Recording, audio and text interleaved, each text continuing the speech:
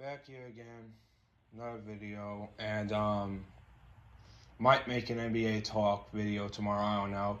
Just depends on how I'm feeling after another midterm. But we're now a few days away, 2 days away from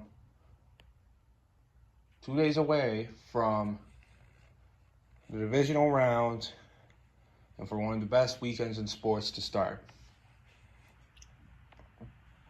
So first up, the first game of the slate, we have the Bills and the Broncos, which quite frankly is all 5 games, all 4 NFL games this slate, peak interest. Given how this NFL season has gone and given how this wildcard game has gone, slate had gone. Nobody knows what's going to happen. Anything can happen, and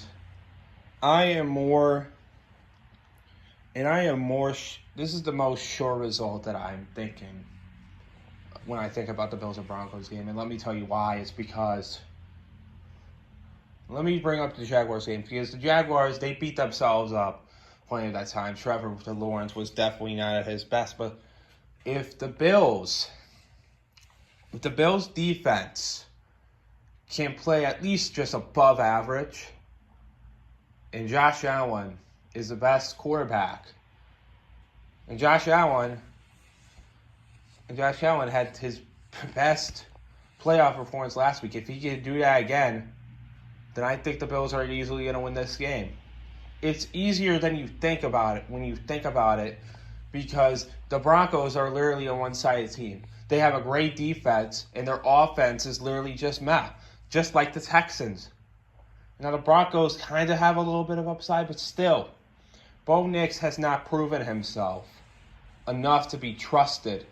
Meanwhile, you're going to face off against Josh Allen, a competitor at his full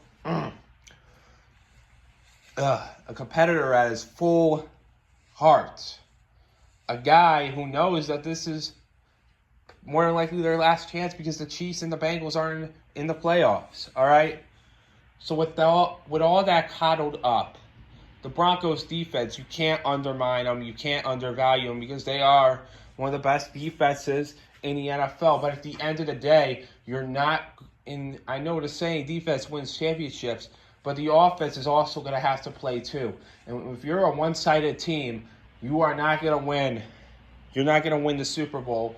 And I'm going to pick a veteran quarterback like Josh Allen with a great running back like James Cook. Some wide receivers could catch the ball or two if they get past the secondary, like Brandon Cooks and maybe Keon Coleman for some reason. But at the end of the day, I'm going to pick the Bills because they actually have an offense. All right? Say whatever you want, Broncos fans. I don't care. When you have a one-possession game against the Raiders, you are the new Kansas City Chiefs. And the Kansas City Chiefs were experienced at that time. The Denver Broncos and Bo Nix are not an experienced team, and that's why they're not going to win. Or maybe they will. Maybe they will shock me. I don't know. This NFL season has been crazy. But at the end of the day, I have the Bills winning. And then we have the Niners and Seahawks. And I know Kyle Shanahan is a coaching guru when it comes to wild card and divisional games. But at the end of the day, when I look at this, it's looking pretty bleak for him. Now, they could just shock the world and Brock Purdy could have the best quarterback performance of the year. I'm not saying otherwise. But at the end of the day, the Seahawks are the best team in the NFL. I know the Rams are, but at the end of the day, the Seahawks beat them and won that division. So I'd say otherwise. And besides, the Rams, you can't even know what to make of them. But the Seahawks defiantly put that offense to do almost nothing. And sure, they almost scored a touchdown down in the game. But then it was interception, and then they just ran across the field. If they could do that against the tighter 49ers defense, then they should be able to win this game. And the fact that it will be at home and it will be the loudest game of the entire season. All right, when you have a wide receiver like JSN, when you have a running back like Kenneth Walker, when you have a defense that is getting compared to the Legion of Boom, you have something. All right, and you're facing an injured 49ers team who's at its last straw, who's really well coached, but at the end of the day, they don't have the resources enough to be better than you. All right, so the Seahawks genuinely should have no problem with this game. But again, it's division, and we don't know what will happen. But I feel like if Sam Darnold doesn't make a really bad mistake or two, I think the Seahawks should easily win this game. And I shouldn't say easily, but at the end of the day, when you look at the matchups here, the Seahawks are just the most complete team in the NFL. Like it was the Jaguars, but now the Jaguars are eliminated. So we'll see, man. As long as Sam Darnold doesn't fuck anything up, I feel like the Seahawks should win this game either way. And then we got the Texans versus the Patriots, a game that'll be really spiked interestingly. And I will say this. If Drake May played like that against the Chargers, only the God knows what he's going to play against like the Texans. And I feel like the Texans should just decimate him. Now, Will Campbell and the offensive line are going to lock in, but I don't think that even that's going to be enough. And as long as C.J. Stroud doesn't keep shooting himself in the foot, which if they were playing the Patriots, then the Patriots more than likely would have won that game. But they were facing Aaron Rodgers and the Pittsburgh Steelers, so they had no problem. But as long as C.J. Stroud cleans up after himself, as long as he doesn't do that crap again and bumbles the ball up in the air, as long as he doesn't do that, as long as he makes great throws, he has a great connection with Christian Kirk, not Charlie. But Texas offense genuinely just has to figure it out, and they can go to the Super Bowl genuinely.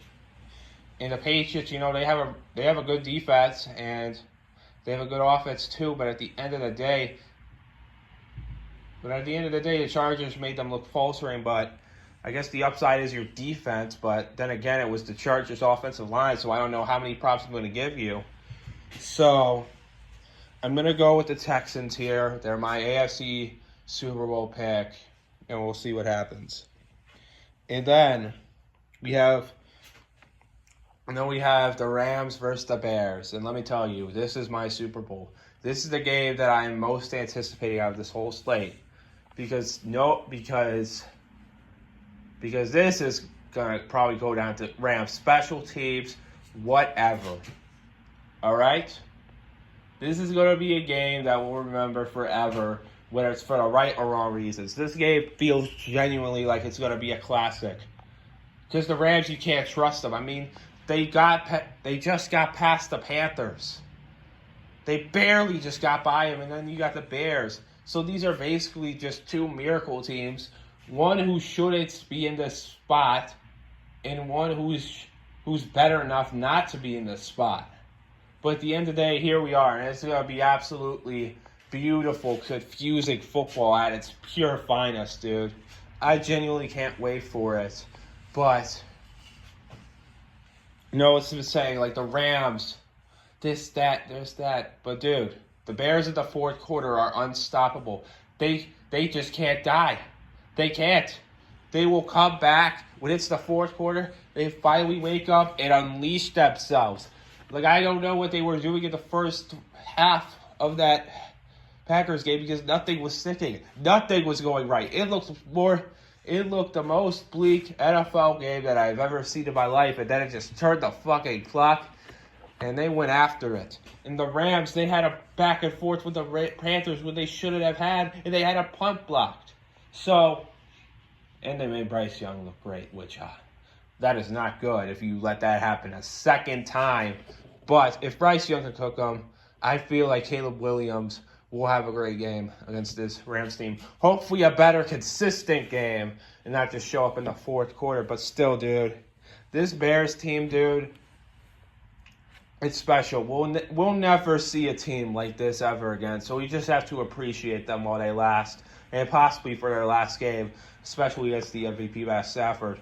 But genuinely, my takeaway from that Packers-Bears game right after the end of it was like, yeah, they're gonna win the fucking Super Bowl, aren't they? Like, it's the only way and right way to end this season because of how much of a clusterfuck it has been. Now, could that just be too perfect to be true? Absolutely. Could the Rams just decimate them and lock in? Absolutely. But at the end of the day, you always have to go. Sometimes you have to go with your heart over your brain, and I'm going to go with the Bears. I had them in the NFC Championship game before the wild card, and let me go over these if my picks go right against the NFC Championship game rematches, because the AFC Championship game would be absolutely cinema if this would happen, if it would be the Pills and the Texans, because you have a quarterback who has nothing to lose, who is in the best possible spot, who beat two top teams in the AFC Conference facing the absolute best defense in the NFL. I mean, it just doesn't get better than that. That'd be an absolute great game. And then we'd have the Bears versus the Seahawks, and the Seahawks have the best all-around team in the NFL, and the Bears just have the most heart and possibly luck out of every single body in the NFL right now. So it would just be a perfect slate, but we'll see what happens. And then Monday night, we finally get it. We have the national championship game, Miami and Indiana. And now I know everybody's takeaway was like, Indiana's going to kill Miami, and I kind of thought so too, but I softened up to the idea of it, because Miami's pass rush is really, really good. And I know that Alabama's pass rush got to them a bit early in that Rose Bowl game. So if the pass rush gets to them early in the game, don't be surprised. But guys, Fernando Mendoza has been so good of a quarterback. The team is being compared to 2019 LSU. That's how good they have been.